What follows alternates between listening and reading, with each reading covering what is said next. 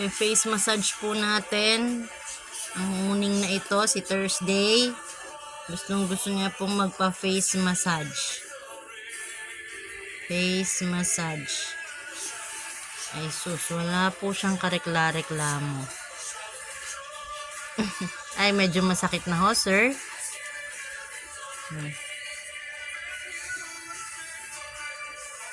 Gusto niyo po ba yan, sir? Ay, gusto niya. Labas po dila.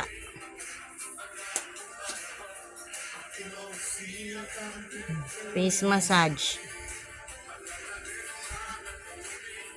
Ay, walang karekla-reklamo ang sir. Ay. Ay. Ay, sus. Masaya ho siya sa service natin. Tulog na ho ang ating customer.